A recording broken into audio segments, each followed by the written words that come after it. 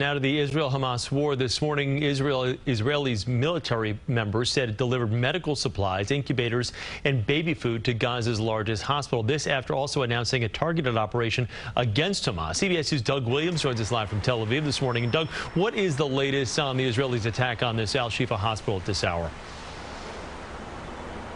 Chris, good evening from Tel Aviv. We are told by a senior Israeli defense official that the operation inside Al-Shifa hospital is ongoing. Outside the hospital, the Israelis say they neutralized 4 Hamas militants and say they've already found evidence that Hamas was using Al-Shifa as a, quote, terror headquarters, end quote, a claim that Hamas has denied. The IDF calls their progress today slow and deliberate and says, as you mentioned, Chris, that they've delivered and made offers to delivered equipment, made offers to help transport the babies and children that are in need of medical care there. And a potential development this afternoon, Chris, at 3 p.m. Eastern, when the UN Security Council is likely to vote on calls for humanitarian pauses in Gaza and the release of hostages. It's the first time the Security Council will have spoken publicly on this topic.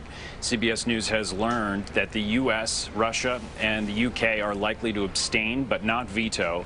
France is expected to vote yes. The vote altogether is likely to pass.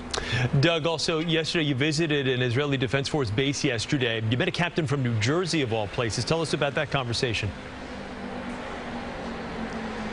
Chris, the base we visited 4 miles east of the Gaza border in a region called the Gaza Envelope. That's close to the action. We're about 37 miles away here in Tel Aviv, just to give you reference. And we were offered an interview with the captain of the base, helping oversee battalions that specialize in the evacuation corridor. And his story was fascinating, though not uncommon. He grew up in Teaneck, New Jersey, before moving to Israel when he was 9.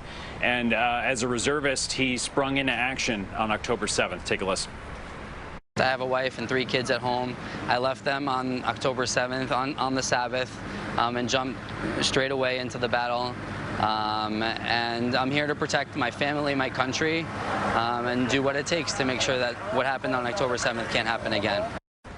And Chris, you mentioned this earlier. It's a story we've heard plenty since the conflict began. The duty of service ingrained in Israelis from a young age, and many volunteers and reservists have key roles right now. It is incredible how the lives of so many people changed on October 7th.